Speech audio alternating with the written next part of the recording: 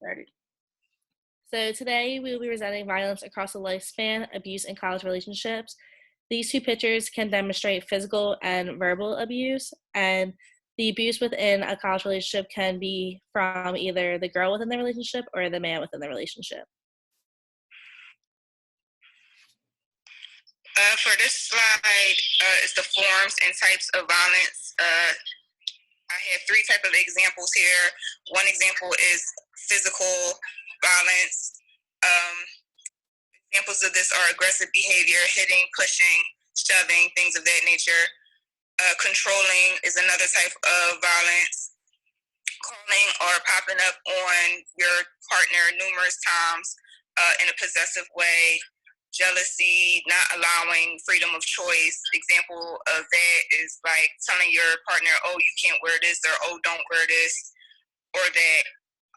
Mental and emotional criticizing to undetermine the victim's self-confidence, bringing them down in some form, threatening or then either directly or indirectly with the intention of emotional harm, like while your partner is out saying, oh, you're out cheating, or oh, you're out doing this or that, causing them type of some emotional distress. And that was it. So some facts and statistics from the Dating Abuse Statistics website. Nearly 43% of dating college women report experiencing violent and abusive dating behaviors. College students are not equipped to deal with dating abuse. 57% say it is difficult to identify, and 58% say they don't know how to help someone who's experiencing it. 1 in 3 dating college students has given a dating partner their computer, online access, email, or social network passwords, and these students are more likely to experience digital dating abuse. 1 in 6 college women have been sexually abused in a dating relationship. Signs and symptoms, possessive, your partner, they check on you all the time, call you multiple times to see who you're with, what are you doing. They try to control where you go, who you see, like what friends you hang around. They get angry if you don't do what they say. If they were to tell you not to hang out with a certain person and you do it anyway. Jealousy is another symptom. They accuse you of being unfaithful or flirting, or if you're out with your friends, you're pretty much cheating, you're being unfaithful. They isolate you from family and friends, often behaving rudely to your friends or your family, pretty much treating them like crap. Put downs, or they put you down either publicly or privately by attacking your intelligence, your look, mental health, or what you're capable of. They consistently compare you unfavorably to others, just talk bad about you to their friends, putting you down more. They blame you for all the problems in a relationship, and for their violent outbursts of why they yell and things like that. And they say like no one else wants you, like they're the only person that's going to deal with you and your mess and things of that nature. And they often yell or sulk as a threat, and deliberately break things that are of value or importance to you. So some effects of violence.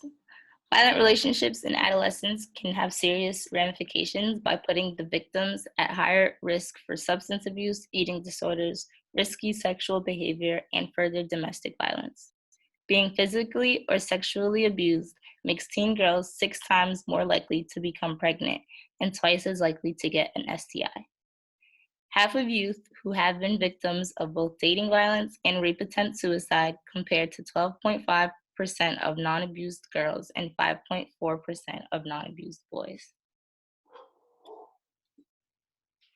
So for resources, I picked 2 resources. So the first one is the Center for Relationship Abuse Awareness and Action. The mission is to educate communities, institutions, and young leaders to take collective action against gender violence. Resources will give college students the tools to identify warning signs and acts of relationship abuse on their campus, increase support to survivors of abuse, hold perpetrators accountable, and create an environment of mutual respect and safety on campus.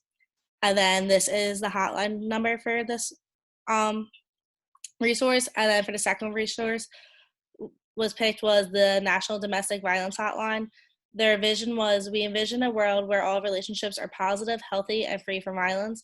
The mission is, we answer the calls to support and shift power back to those affected by relationship abuse. So they are available 24/7, and if you don't want to actually call in, there is an online chat that you can talk to too.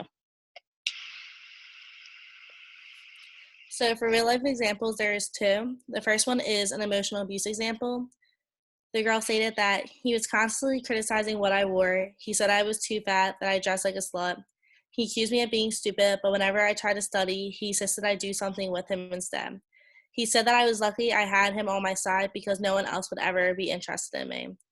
And then the second example is intimidation abuse, and it states, we were in the same class, which in the beginning was by choice. We wanted to be together, but it was also the only section of this particular class offered, and I needed to graduate. He would sit across the room with his friends and stare at me. His friends would follow me after class, and I knew that even if my boyfriend was told to stay away from me, his friends would report back to him or hurt me themselves. That's our presentation.